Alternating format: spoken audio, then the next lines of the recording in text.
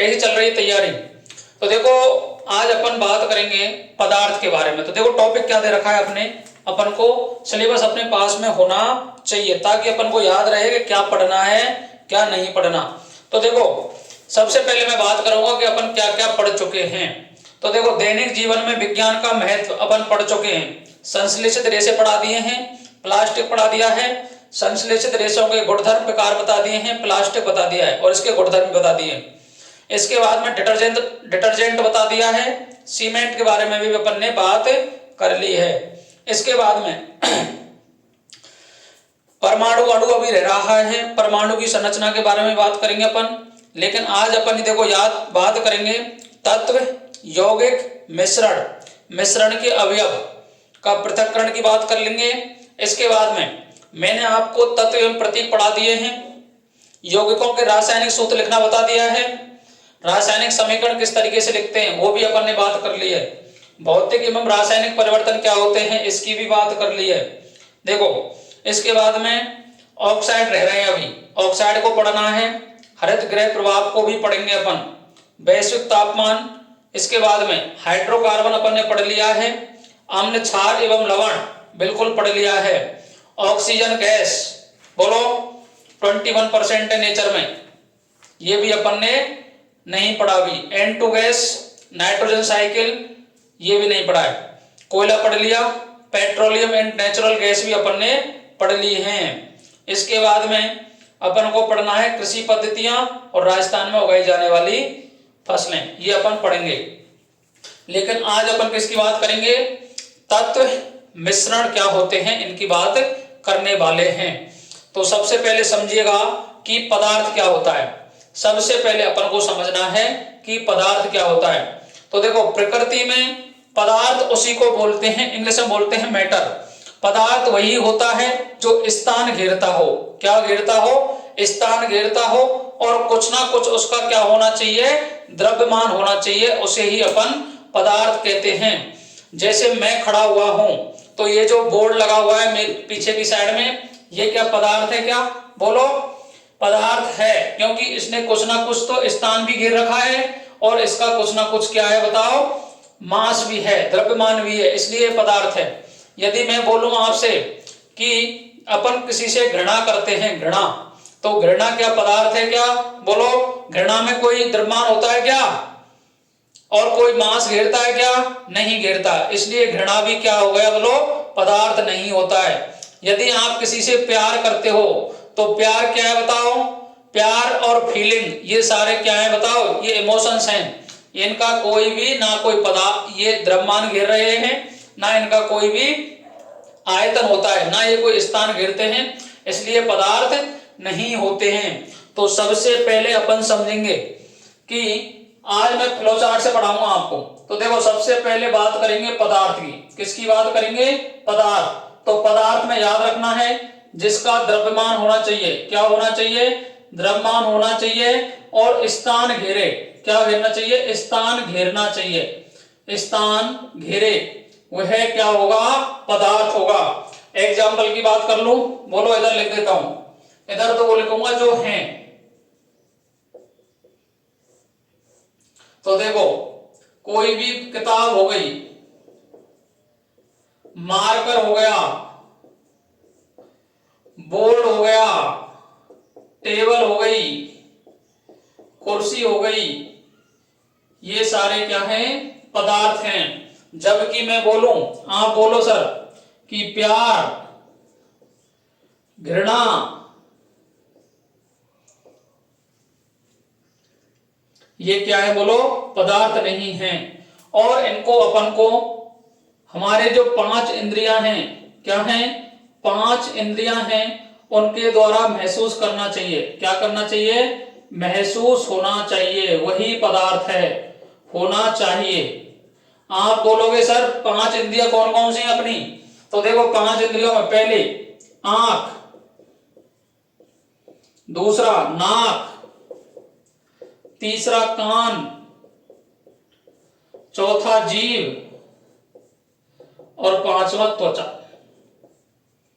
ये क्या है बोलो, सारे ज्ञान इंद्रियां हैं जिनको अपन को इनसे अगर कोई भी पदार्थ महसूस हो रहा है प्रकृति में, वही पदार्थ है, इसके अलावा कोई भी पदार्थ नहीं है। आई बात समझ में। अब अपन पदार्थ का वर्गीकरण करते हैं दो प्रकार से, एक होता है भौतिक परिवर्तन और एक होता है रासायनिक वर्गीकरण। क्या होता है बोलो? भौतिक और रासायनिक। तो कर दो वर्गीकरण, बोलो। तो देखो, एक होता है भौतिक वर्गीकरण और एक होता है जी रासायनिक वर्गीकरण। क्या होता है? रासायनिक वर्गीकरण। भौतिक वर्गीकरण और रासायनिक वर्गीकरण। इसके बाद में भौतिक वर्गीकरण को बोलते हैं फिजिकल क्लासिफिकेशन। क्या बोलते हैं? Physical classification. और रासायनिक को बोलते हैं केमिकल क्लासिफिकेशन। Chemical classification. और पदार्थ को बोलते हैं मैटर। क्या बोलते हैं जी? मैटर। अब देखो, फिजिकल क्लासिफिकेशन का मतलब है कि अपन यदि कमरे के ताप पर और दाब पर किसी पदार्थ को अगर वर्गीकृत करते हैं, उसे बोलते हैं अपन फिजिकल क्लासिफिकेशन। तो कमरे के ताप और दाब पर जो पदार्थ होता है, ये 3 प्रकार का होता है जी। इसमें आपको याद रखना है रूम टेम्परेचर, कमरे का ताप और दाब। रूम टेम्परेचर को बोलते हैं ताप और प्रेशर को बोलते हैं दाब। कितने प्रकार का होते हैं पदार्थ बोलो? 3 प्रकार के होते हैं। कौन कौन से हैं बोलो? तो पहले, दूसरा और तीसरा। पहला होता है जी ठोस, दूसरा होता है द्रव और तीसरा होता है गैस। तीसरा क्या है? गैस। इसको बोलते हैं सॉलिड, इसको बोलते हैं लिक्विड और इसको बोलते हैं गैस। क्या बोलते हैं जी? गैस। अब मैं इनके आपको नेचर की बात भी कर लेता हूं। ऐसे अभिकर्मक जिनका आकार एवं आयतन निश्चित होता है क्या कहलाते हैं? ठोस। तो करेंगे आकार की बात, आकार, और दूसरा बात करेंगे आयतन। तो इनका जो आकार होता है वो निश्चित होता है और आयतन भी क्या होता है? निश्चित होता है। ये सारे क्या है बताओ? बोलो। ठोस है। यदि आकार तो अनिश्चित हो, आकार क्या हो? अनिश्चित, और आयतन क्या हो? निश्चित। ये क्या कहलाएंगे बोलो? द्रव। और जिसका ना आकार भी अनिश्चित है, आकार भी अनिश्चित और आयतन भी अनिश्चित होता है, वो क्या कहलाएंगे बोलो? गैस कहलाते हैं। जैसे मैं बात करूं, यदि ये मार्कर है, क्या है? मार्कर। अब इस मार्कर को आप कहीं भी ले जाओ तो इसका आकार भी सेम रहेगा और आयतन भी सेम रहेगा, तो ये क्या है? ठोस है। जबकि यदि आप किसी के घर में यदि दूध लेने जाते हो, एग्जाम्पल समझो द्रव का, यदि दूध लेने जाते हो तो पहले दिन आपने क्या किया? पहले दिन आप बन्नी लेकर के गए, तो दूध यदि आपने 1 किलो लगा रखा है, तो यदि बन्नी लेकर के गए तो बन्नी का आकार ले लेगा। दूसरे दिन आपका मन किया कि मेरे को तो जो लोटा होता है, घंटी होती है, उसको लेकर के गए तो वो उसका आकार ले लेगा। तीसरे दिन आपका मन किया कि मेरे को जग लेकर के जाना है, तो दूध क्या है? 1 तो लीटर है, आयतन तो निश्चित है, लेकिन जग लेकर के गए तो जग का आयतन ले लिया। तीसरे दिन आपका मन किया कि मेरे को तो परात लेके जानी है, तो परात लेके जाओगे तो परात का आकार भी वो ले लेगा। वो भी क्या कहलाएगा बताओ? तो देखो, आकार उसने चेंज कर लिया है। आकार चेंज करने के साथ में ही क्या आयतन चेंज हुआ क्या? नहीं। तो वो क्या कहलाएगा? द्रव कहलाएगा। जबकि गैस में कभी भी ना तो आकार निश्चित होता है ना ही आयतन निश्चित होता है। आप सिलेंडर को देखना तो यदि आप गैस है, जैसे आप रूम में कोई यदि आप क्या करो, कोई जैसे मोमबत्ती वगैरह अगरबत्ती वगैरह जलाते हो तो जो उसकी जो धुआं होती है गैस ही तो होती है वो, तो गैस पूरे रूम में स्प्रेड हो जाती है, फैल जाती है। तो उसका रीजन क्या है बताओ? उसका ना तो आकार निश्चित है ना ही आयतन निश्चित है, तो उसे क्या कहेंगे? गैस बोलेंगे। तो एग्जाम्पल की बात कर लेते हैं अब। एग्जाम्पल की बात करूं मैं तो देखो, मार्कर, पत्थर, किताब, टेबल, ये सारे क्या हो गए बताओ? ठोस। यदि मैं इसकी बात करूं द्रव की, तो द्रव में एग्जाम्पल में देखो, दूध, पानी, अल्कोहल, और क्या ले लो, जूस, कोल्ड ड्रिंक,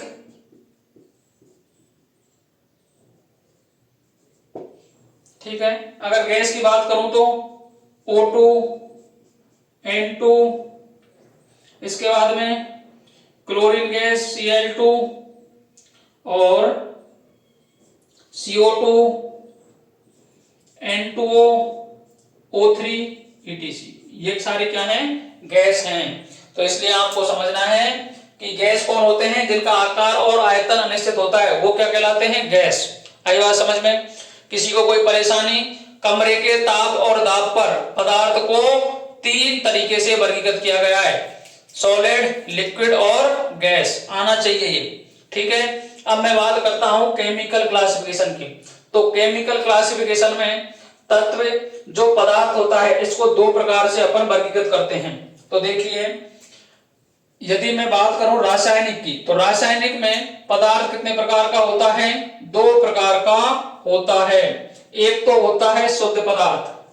क्या होता है जी? शुद्ध पदार्थ। और एक होता है मिश्रण। क्या होता है? मिश्रण। और मिश्रण को और नाम बोल सकते हैं अपन अशुद्ध पदार्थ, और इंग्लिश में बोलते हैं मिक्सचर, और इसको बोलते हैं प्योर सब्सटेंस।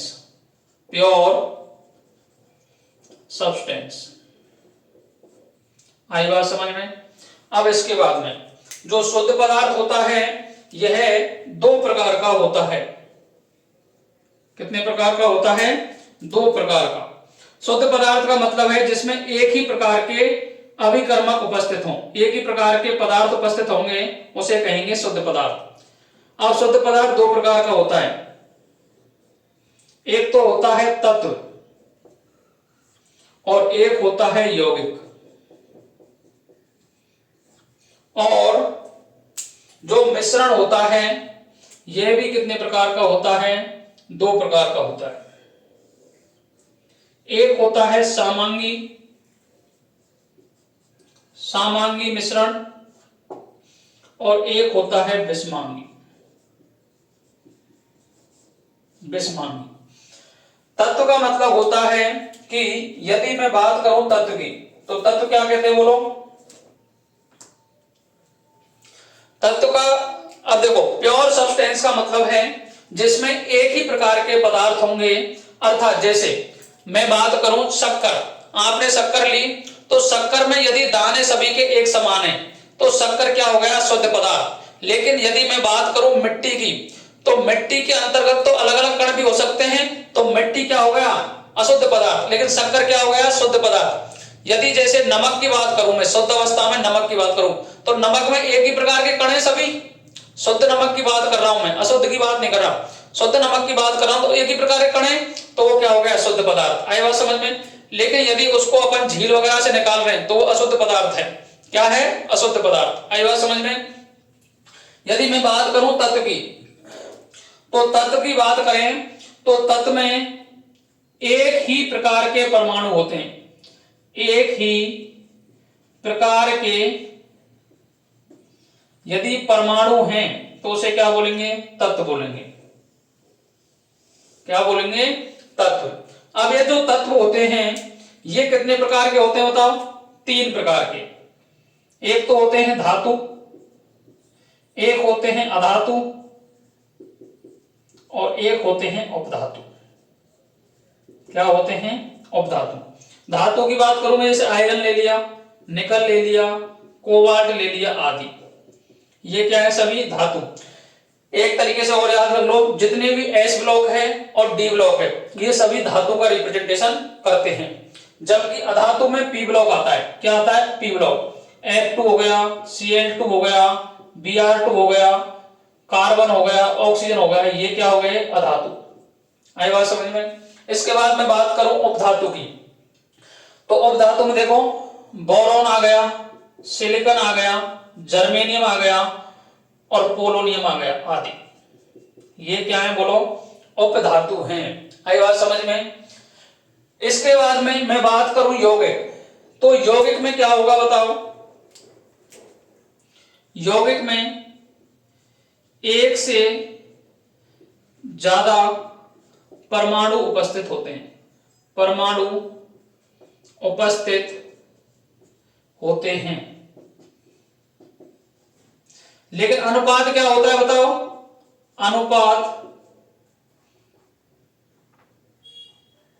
अनुपात निश्चित होता है। जुड़ने का जो अनुपात है परमाणुओं का वो क्या होगा? निश्चित होता है। जैसे एग्जाम्पल की बात करूं,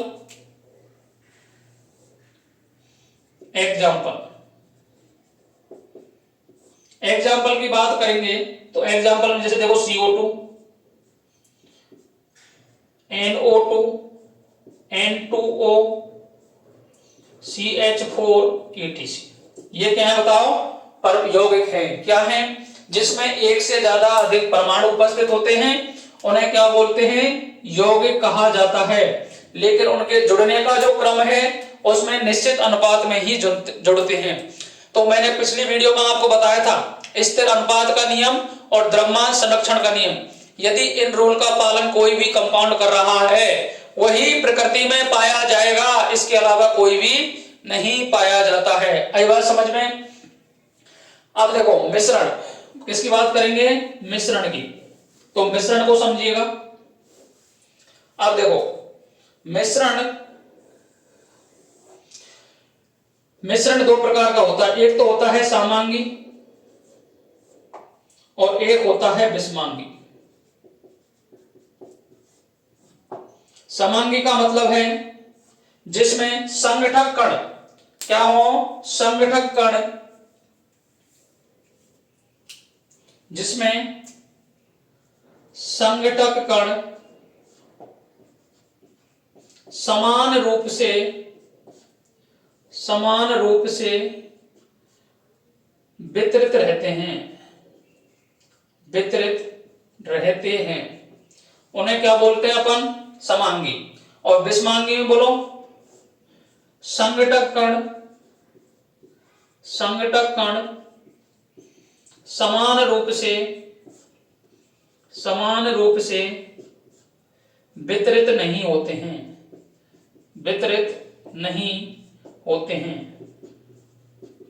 इसके जो एग्जाम्पल हैं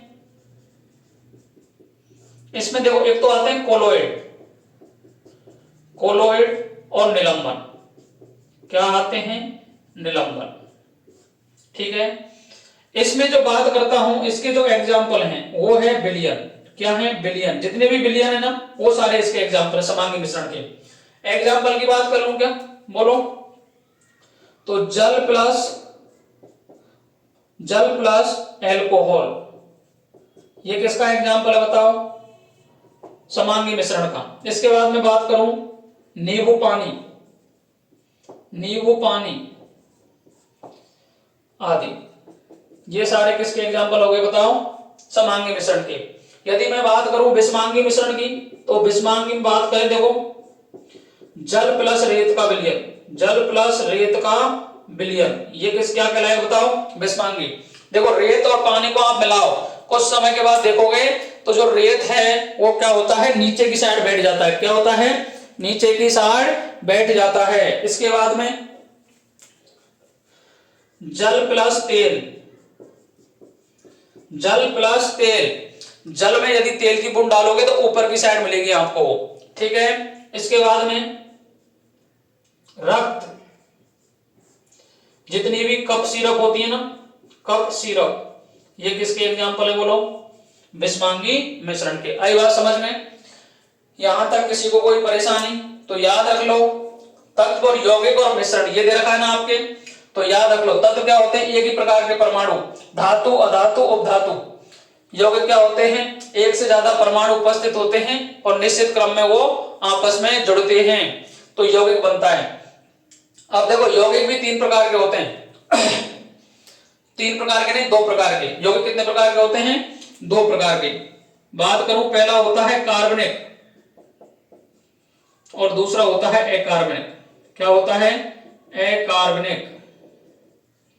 कार्बनिक की बात करूंगा तो जितने भी ऑर्गेनिक एसिड है ना, CH3COOH, एसिटिक अम्ल हो गया, HCOOH, ऑर्गेनिक केमिस्ट्री है, सारी कार्बनिक यौगिक हैं। जबकि अकार्बनिक में देखो NaHCO3, Na2CO3, CO2, ETC, ये क्या है बताओ, इनऑर्गेनिक एसिड है। आई बात समझ में?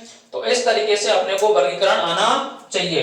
अब मैं बात करूंगा विलयन की और कोलोइड की, जहां से आपके क्वेश्चन पूछे जाते हैं। आई बात समझ में? किसी को कोई परेशानी समस्या हो तो बताओ।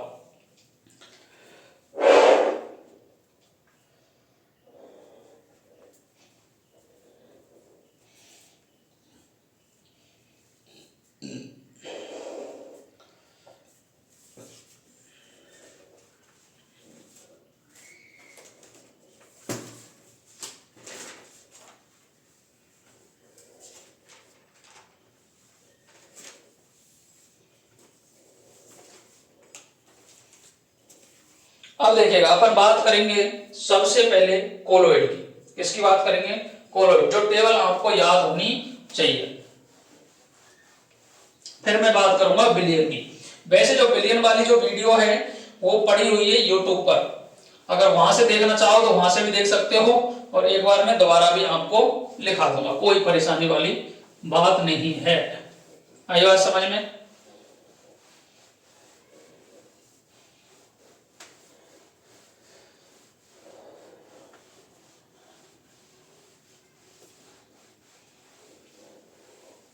अब बात करेंगे कोलोइड की।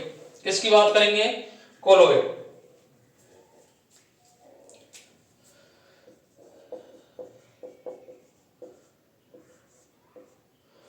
कोलोइड क्या कहते हैं बताओ, कोलोइड किसको बोलते हैं, जिनमें संगठक कण होते हैं, उनका आकार 1 nm से लेकर के 1000 nm के मध्य होता है, उन्हें बोलते हैं कोलोइड। तो क्या लिखेंगे बताओ, संगठक कणों का आकार 1 nm से लेकर के 1000 nm के मध्य होता है, क्या कहलाते हैं, कोलोइड कहलाते हैं। कोलोइड होते हैं, इसमें देखो ये टिंडल प्रभाव हो, ब्राउनी गति हो आदि दर्शाते हैं,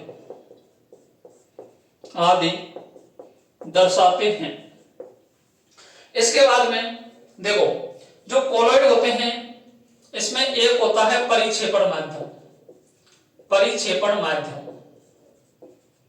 परिक्षेपण माध्यम को ही अपन बोलते हैं विलायक। क्या मान के चलोगे, विलायक, ठीक है। और एक होती है परिक्षिप्त अवस्था। क्या होती है, परिक्षिप्त अवस्था, इसे अपन बोलते हैं विलय। एक्चुअल में क्या है, ये विलय की तरह बिहेव करता है। इसके बाद में मैं बात करूंगा, याद रखना है, गैस गैस कभी भी कोलोइड नहीं बनाते हैं, कभी भी कोलोइड नहीं बनाते हैं, नहीं बनाते हैं, ये बातें याद रखनी है। यदि आपको nm का मतलब पता है क्या, 1 nm बराबर होता है 10⁻⁹ मीटर के, ठीक है। अब देखो 1 nm है तो आपको पेपर में दे सकता है 10⁻⁹ से 10⁻⁶ मीटर के मध्य कणों का आकार होगा वो कोलॉइड कहलाते हैं। क्योंकि देखो 1 nm का मतलब क्या है बताओ, 10⁻⁹ मीटर। तो 1000 nm का मतलब क्या होगा बताओ, 1000 को लिख सकता हूं 10⁻³ बोलो, और इसको क्या लिख दूं 10⁻⁹। अब देखो 10⁻⁹ में से 3 गए तो कितने बचे, 10⁻⁶ मीटर। इस तरीके से ये 10⁻⁶ मीटर के करीब भी इनका आकार देखने को मिलता है। इसके बाद आता है ब्राउनी गति क्या होती है। तो जब आप देखते हो जैसे टिंडल प्रभाव है, तो टिंडल प्रभाव का मतलब होता है जैसे सवेरे के समय में यदि आपके घर में कोई भी खिड़की या जाली है तो सूर्य का जब प्रकाश आता है तो उसमें आपको कुछ पार्टिकल दिखाई देते हैं। इसी तरीके से यदि आप कोलॉइड के अंतर्गत भी लाइट डालोगे ना तो पार्टिकल इस तरीके से मूवमेंट करते दिखाई देते हैं, जिसे बोलते हैं टिंडल प्रभाव। ब्राउनी गति का मतलब है कि जैसे अगर आप पार्टिकल को देखोगे तो इस तरीके से गति करते दिखाई देते हैं, इसे बोलते हैं ब्राउनी गति। आई बात समझ में।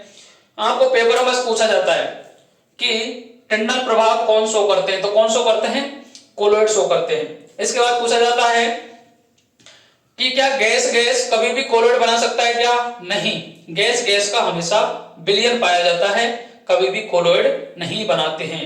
अब अपन बनाएंगे टेबल में आपको एग्जाम्पल याद करने हैं और उनका तरीका याद करने हैं।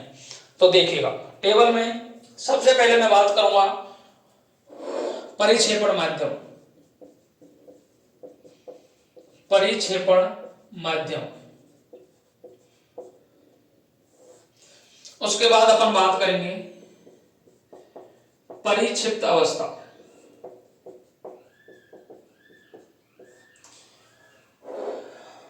उसके बाद बात करेंगे किस प्रकार का सॉल्यूशन बनेगा आपका प्रकार, और लास्ट में बात करेंगे उदाहरण। किसकी बात करेंगे, उदाहरण की बात करेंगे।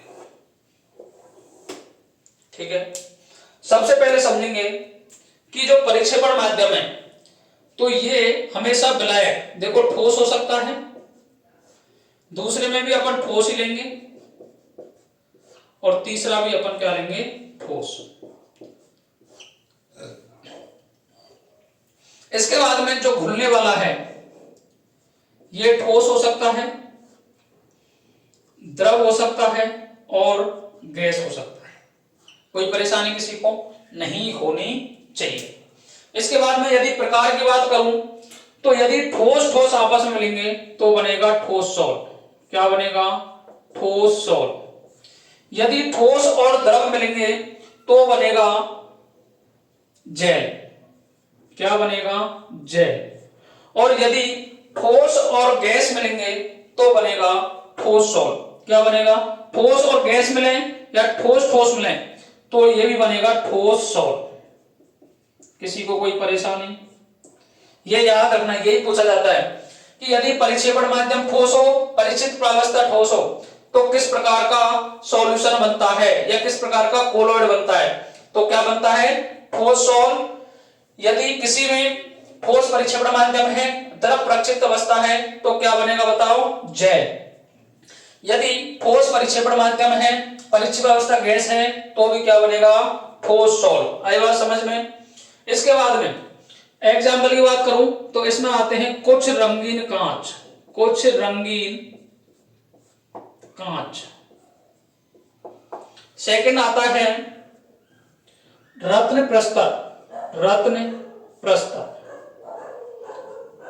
आदि। यदि मैं बात करूं सेकंड, यदि ठोस और द्रव की, तो इसमें आता है पनीर, पनीर, जेली।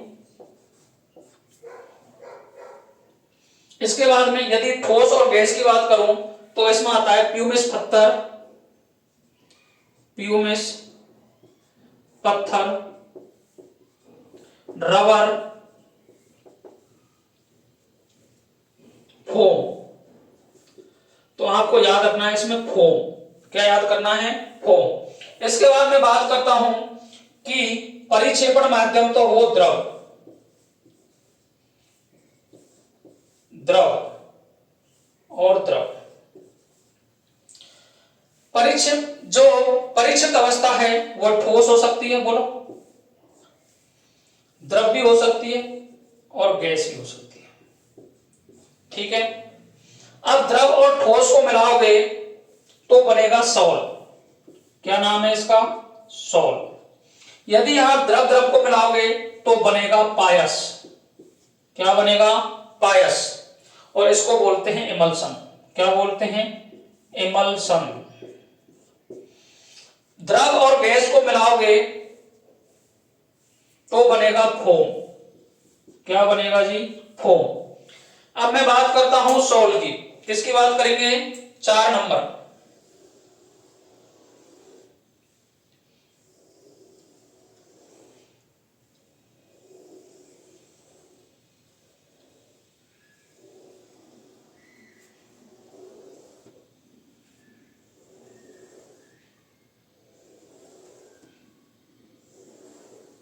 अब देखिएगा, यदि द्रव और ठोस मिल रहे हैं तो क्या बन रहा है? सॉल बन रहा है। तो जितने भी प्रलेप हैं, पेंट हैं, प्रलेप बोलो या पेंट बोलो, ठीक है। इसके बाद है कोशिका तरल। कोशिका तरल, ये किसके एग्जांपल है बोलो? द्रव ठोस के। इसके बाद में द्रव द्रव की बात करूं, पायस। पायस में देखो दूध हो, इसके बाद में बालों की क्रीम हो, बालों की क्रीम और मक्खन, ये किसके एग्जांपल है बोलो? द्रव द्रव के। इसके बाद में द्रव गैस मिलकर के क्या बनाएंगे? फोम। तो फेन लगा लो, फेन, फेंटी हुई क्रीम, फेंटी हुई क्रीम, साबुन के झाग, साबुन के झाग, ये किसके एग्जांपल है जी? बोलो, द्रव गैस। इसके बाद में मैं बात करूं 7th, गैस। गैस और 9th में भी गैस। ये ठोस हो सकता है, द्रव हो सकता है और गैस हो सकता है। तो देखिएगा, आपको मैंने बताया कि गैस गैस तो कभी किसी प्रकार का कोई विलयन नहीं बनाता है। तो 9 नंबर को तो क्या कर दोगे? काट दोगे। यहां किसी प्रकार का कोई भी विलयन नहीं बना, कोई भी कोलोइड नहीं बनाता है। आई बात समझ में? अब देखो, गैस और ठोस मिलेंगे तो बनेगा एरोसोल। क्या बनेगा? एरोसोल। यदि गैस और द्रव मिलेंगे तो भी क्या बनेगा? एरोसोल। ठीक है। इसके जो गैस और ठोस के, गैस और जो ठोस के एग्जाम्पल हैं, ये हैं धूल धुआं। क्या है? धूल धुआं। और गैस और द्रव का बनता है एरोसोल। इसका है धुंध, कोहरा आदि। बोलो, किसी को कोई परेशानी समस्या हो तो बताओ। इस तरीके से अपन को याद होने चाहिए। तो दोबारा समझा दूं एक बार, बोलो, एग्जाम्पल याद रखना है आपको। देखो, एक तो एग्जाम्पल आपको ये द्रव द्रव वाला याद रखना है। क्या याद रखना है? द्रव द्रव वाला। इसके बाद में ठोस द्रव वाला, इसके बाद में द्रव गैस वाला, और इसके बाद में गैस ठोस और गैस गैस वाला। तो देखो, कोलोइड की मैं बात करूं तो कणों का आकार 1 nm से 1000 nm के मध्य होना चाहिए। इसके बाद में इसमें देखो एग्जाम्पल, जो ठोस होता है, ठोस होता है, परिक्षेपण माध्यम कहलाता है वो। तो परिक्षेपण माध्यम का मतलब हो गया विलायक। तो जिसका विलायक होगा, जो कोलोइड बनेगा उसी नेचर का बनेगा। तो देखो, यदि धुंध पड़ रही है तो धुंध में पानी की बूंदें भी होती हैं। तो आपको याद रखना है, धुंध किसका है? तो परिक्षेपण माध्यम तो गैस है, परिक्षिप्त अवस्था उसमें द्रव की बूंदें हैं। क्या हैं? द्रव की बूंदें। लेकिन आपको यदि कण दिख रहे हैं, धूल और धुआं, तो उसमें क्या द्रव होता है क्या? जैसे कोई गाड़ी चल रही है आगे और मिट्टी उड़ रही है, तो मिट्टी उड़ रही है, उसमें कण है, तो बोलो क्या है? गया गैस है। गैस की वजह से तो उड़ रही है वो। उसके बाद में उसमें क्या है वो लोग, ठोस पार्टिकल है। तो परिचित अवस्था क्या है, ठोस। तो आपको ये याद रखनी है टेबल। आई बात समझ में। अब मैं बात करता हूं बिलियन की। किसकी बात करेंगे, बिलियन की। आई बात समझ में, तो समझेंगे बिलियन। एक बार आप इसको उतार लो और समझो इसको।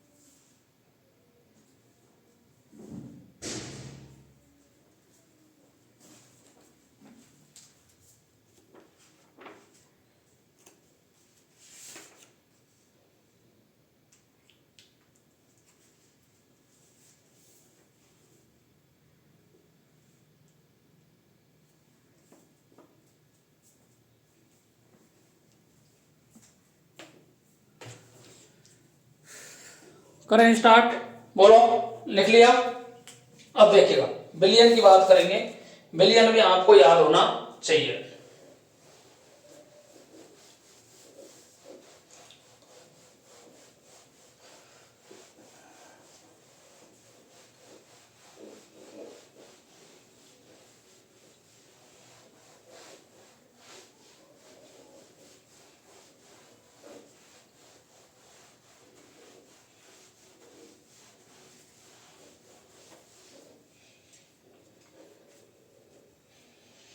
देखिएगा बात करते हैं बिलियन की।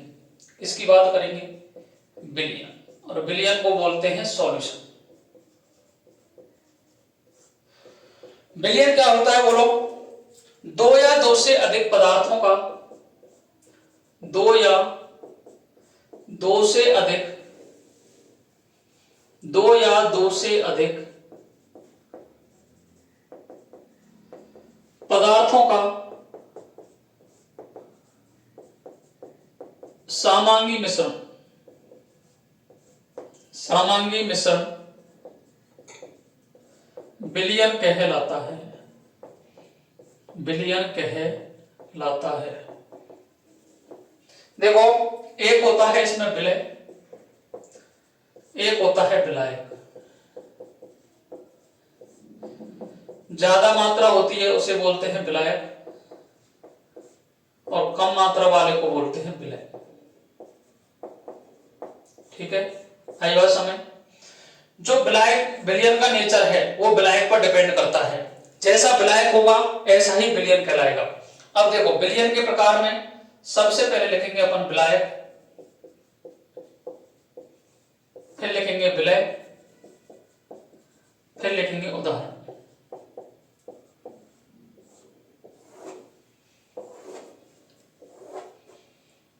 तो विलियन होता है 9 प्रकार का। कितने प्रकार का? 9 प्रकार का। यदि मैं विलायक में बात करूं कि सबसे पहले विलायक, यदि मैं गैस को लेता हूं, गैस विलायक है, गैस विलायक है और गैस विलायक है। तो ये कहलाएगा गैसीय विलयन। क्या कहलाएगा जी? गैसीय विलयन। गैसीय विलयन। इसके बाद मैं बात करूं द्रव द्रव द्रव, ये कहलाएगा द्रवीय विलयन। द्रवीय विलयन। यदि मैं बात करूं गैस ठोस, इसकी बात करेंगे ठोस ठोस ठोस, ये कहलाएगा ठोसीय विलयन। ठोसीय विलयन। किसी को कोई परेशानी? 9 प्रकार का है ये, ठीक है। इसके बाद मैं बात करूं विलय की, तो विलय में देखो गैस हो सकती है, गैस, द्रव, ठोस। इसके बाद में द्रव में गैस, द्रव, ठोस। इसमें भी गैस, द्रव और ठोस। इस तरीके से आपको ये टेबल आनी चाहिए। अब देखो, यदि मैं गैस गैस की बात करता हूं तो गैस गैस में आप एग्जांपल ले सकते हो, जैसे N2 प्लस O2 का मिक्सर। जितनी भी नेचर में गैस मिलती हैं, ये सारे क्या हैं? विलयन बनाती हैं। नेचर में सभी प्रकार की गैसें मिल रही हैं, तो ये गैसीय गैसीय विलयन है। क्या है? गैस गैस का विलयन है। यदि मैं बात करूं गैस और द्रव की, तो देखो वायुमंडल में गैस है और द्रव अवस्था में जलवाष्प हो, तो क्या बोल सकते हैं? बोलो, गैस वायु में जलवाष्प, गैस और वायु में जलवाष्प। ये किसका एग्जांपल हो गया? बोलो, गैस और द्रव का। इसके बाद में मैं बात करूं गैस और ठोस की, तो देखो कपूर, ये क्या है? देखो कपूर हो गया। कपूर को आप जलाओगे तो कपूर में गैस विलायक है और ठोस है, तो जलाओगे तो कपूर हो गया इसका एग्जांपल। इसके बाद में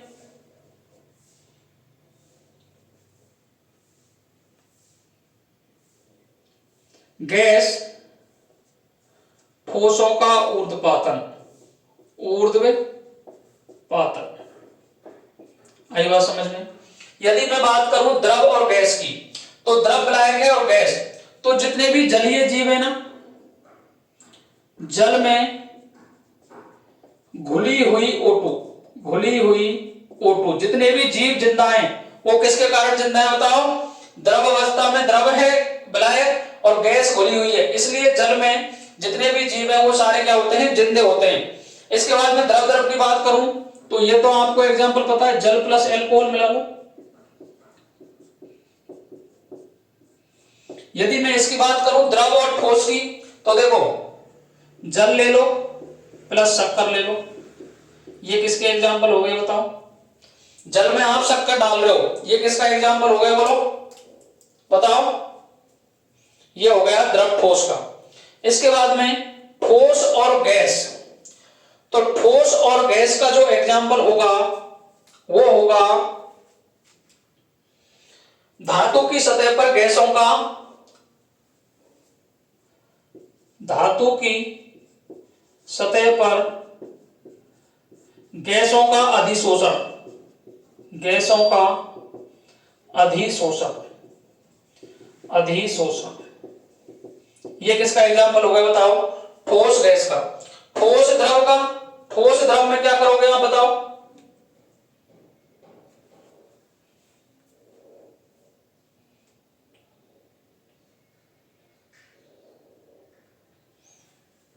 जितने भी अमलगम है, जैसे जिंक Hg, ये सारे जो अमलगम है, ये किसका हो गया एग्जांपल? ठोस और द्रव का। इसके बाद में ठोस ठोस, जितने भी कानों की बाली हैं, जैसे मिश्रातु, मिश्र धातु, ये सारे किसके एग्जांपल है? बताओ, ठोस ठोस के। आई बात समझ में? जैसे मैं बात करूं कांसा की, कांसा, कांसा किससे बना है? बताओ, कॉपर और टिन से।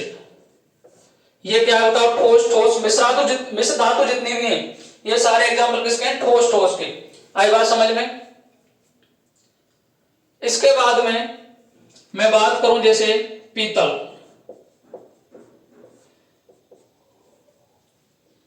तो पीतल का मतलब हो गया